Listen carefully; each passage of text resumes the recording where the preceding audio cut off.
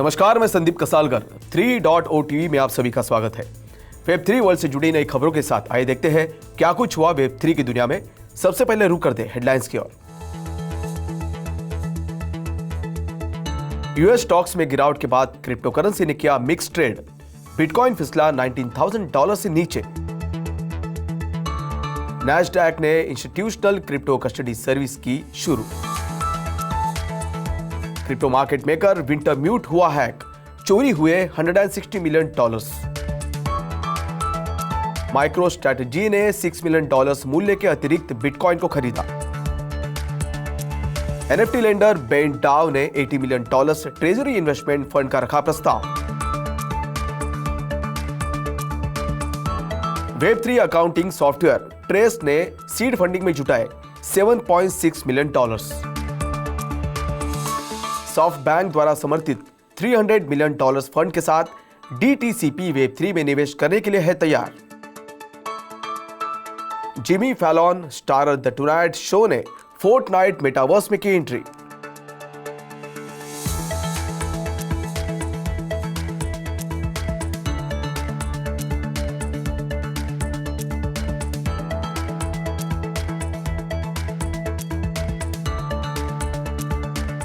अब देखते हैं खबरें विस्तार से। फेडरल रिजर्व की 2 डे रेट सेटिंग मीटिंग से पहले अमेरिकी शेयरों में शुरुआती ट्रेड में गिरावट के कारण अपने ज्यादातर इंट्राडे गेन्स को दूर करने के बाद क्रिप्टो करेंसी ने मिक्स ट्रेड किया, जबकि बिटकॉइन $19,000 से नीचे जाते हुए देखा गया। S&P 500 और डाउ इंडस्ट्रियल्स मंगलवार के शुरुआती ट्रेड में 0.8% गिरा। ठीक उसी तरह से टेक्नोलॉजी फोकस नैस्डैक कंपोजिट को देखा गया। इन्वेस्टर्स को उम्मीद है कि इन्फ्लेशन पर मोहर लगाने के लिए बुधवार को अपनी थर्ड 75 बेसिस पॉइंट्स हाइक के बाद फेड अगली कुछ पॉलिसी मीटिंग्स में अपने बेंचमार्क रेट में बढ़ोतरी जारी रखेगा। 10 ईयर ट्रेजरी यील्ड 3.56% से ऊपर रही और अप्रैल 2011 के बाद से अपने उच्चतम स्तर पर पहुंच गई। इन सब के बीच बिटकॉइन को पिछले 24 घंटों में 0.5% की गिरावट के साथ $18,875 पर ट्रेड करते हुए देखा गया, जबकि ETH को उसी समय के दौरान 0.5% ऊपर जाते हुए अराउंड $1,335 पर ट्रेड करते हुए देखा गया। वही बाकी मेजर ऑल्ट कॉइन्स को मिक्स ट्रेड करते हुए देखा गया। Second largest US exchange operator Nasdaq institutional investor से डिजिटल एसेट की बढ़ती डिमांड टैप करने के लिए एक क्रिप्टो कस्टडी सर्विसेज शुरू कर रहा है। कंपनी ने अपने नए डिजिटल एसेट डिवीजन का लीड करने के लिए आयरा और बैग को हायर किया है, जो क्रिप्टो करेंसी एक्सचेंज जेमिनी में प्राइम ब्रोकर सर्विसेज की देखरेख करता है। ब्लूमबर्ग की एक रिपोर्ट के अनुसार नैस्डैक क्रिप्टो नेटिव फर्म्स के साथ काम करने के लिए ओपन है, हालांकि ये नियर टर्म में क्रिप्टो एक्सचेंज लॉन्च करने की योजना नहीं बना रहा है। कंपनी के फाउंडर और CEO एवगेनी गेवॉय एक ट्वीट के अनुसार क्रिप्टो करेंसी मार्केट मेकर विंटरम्यूट ने अपने डिसेंट्रलाइज्ड फाइनेंस यानी DeFi ऑपरेशन से संबंधित हैकिंग में $160 मिलियन का नुकसान किया है। हालांकि फर्म की लेंडिंग और ओवर द काउंटर यानी OTC सर्विसेज प्रभावित नहीं हुई है। विंटरम्यूट के CEO एवगेनी गॉय ने कहा कि कंपनी इक्विटी में 2 बार से अधिक $160 मिलियन रिमेनिंग के साथ सॉल्वेंट बनी हुई है। गेवॉय ने कहा कि कंपनी अभी भी हैक को व्हाइट हैट इवेंट के रूप में मान रही है और हैकर से संपर्क करने के लिए कहा जा रहा है। हैकर के वॉलेट को on chain sleuth Jack XBT द्वारा ट्रैक किया गया है। यह हाल में इथर यानी ETH में अराउंड $9 मिलियन और अन्य ERC20 टोकन में $38 मिलियन है। माइक्रो स्ट्रैटेजी ने अपनी बैलेंस शीट में लगभग $6 मिलियन वर्थ के एडिशनल 301 बिटकॉइन जोड़े हैं। यह मंगलवार को सामने आया। फाउंडर और फॉर्मर CEO माइकल सेलर ने ट्विटर पर न्यूज शेयर की। फाइलिंग से पता चला है कि परचेसेस 2 अगस्त और 19 सितंबर के बीच की गई थी। जून के बाद यह फर्म की फर्स्ट परचेस है, जब उसने 480 बिटकॉइन खरीदे, जो उस समय लगभग $10 मिलियन वर्थ के थे। माइक्रो स्ट्रैटेजी और इसकी सब्सिडियरीज कंपनियों के पास अब लगभग 130,000 बिटकॉइन है, जिनका एग्रीगेट परचेस प्राइस लगभग $3.98 बिलियन है। NFT लेंडिंग प्लेटफॉर्म बेंटाम ने $80 मिलियन के पोस्ट मनी वैल्यूएशन के साथ एक इन्वेस्टमेंट फंड बनाने के लिए कम्युनिटी फोरम पर एक प्रपोजल फाइल किया है।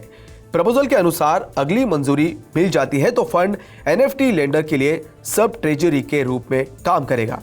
नॉन परफॉर्मिंग एसेट्स में सब ट्रेजरी अपने मनी का कम से कम 50% निवेश करेगा।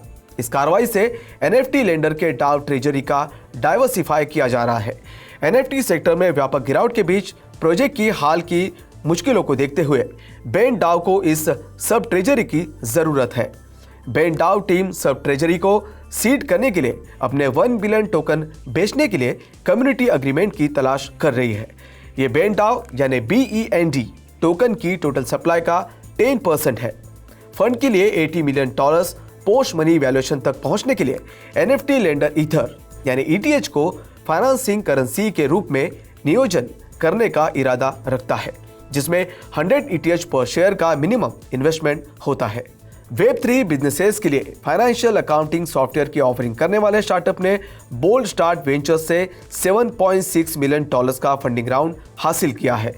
20 सितंबर को की गई एक घोषणा में कहा गया है कि F2, Alchemy New Form, Kinetic Capital, Blockdaemon Ventures और मैंटिस भी राउंड का हिस्सा थे।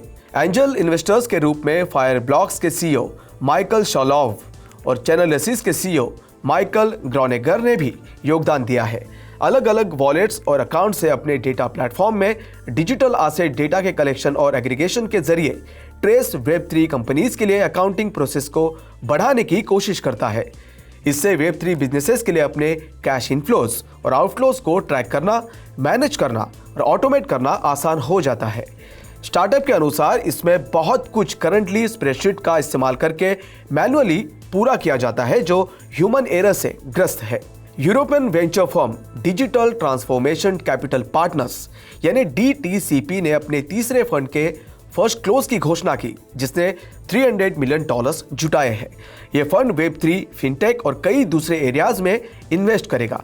इसका प्लान कैपिटल जुटाने जारी रखने की योजना है, जिसे 2023 में बंद किया जाना है। निवेश करने वाली दिग्गज कंपनी सॉफ्टबैंक और जर्मन टेलीकम्युनिकेशंस कंपनी डॉचे टेलीकॉम इस फंड में निवेशक है।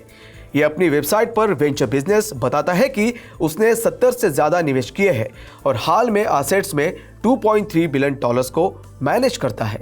नया फंड विकास चरणों में स्टार्टअप्स के लिए $20 मिलियन से $25 मिलियन की सीमा में अराउंड 25 इन्वेस्टमेंट्स करना चाहता है। आमतौर पर कंपनी के रिलीज के अनुसार सीरीज B से D के हिस्से के रूप में है। यह यूरोप, टेल अवीव और US में निवेश पर 2 गुना हो जाएगा।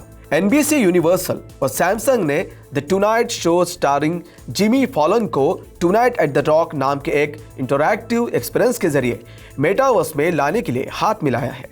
बुधवार के एपिसोड के व्यूअर्स को वर्चुअल गेमिंग प्लेटफॉर्म फोर्टनाइट पर जाने के लिए इंकरेज किया जाएगा। विजिटर्स गेम खेल सकेंगे, सैमसंग स्टोर और द टुनाइट शो के लिए वर्चुअल राइटर्स रूम में जा सकेंगे। इसके साथ ही फोर्टनाइट मेटावर्स में प्लेयर्स 30 रॉकल सेंटर में रेस कर सकते हैं। न्यूयॉर्क के स्काईलाइन के साथ रूफ्स पर पोंग खेल सकते हैं। Jimmy Fallon tonight at the rock के साथ साथ 30 रॉक और न्यूयॉर्क सिटी साइट्स के वर्चुअल रिक्रिएशन की सुविधा देगा। तो आज के लिए बस इतना ही। Web3 वर्ल्ड से जुड़ी नई खबरों के साथ बने रहिए 3.0 TV के साथ। तब तक के लिए मैं संदीप कसालकर आपसे विदा लेता हूं। नमस्कार।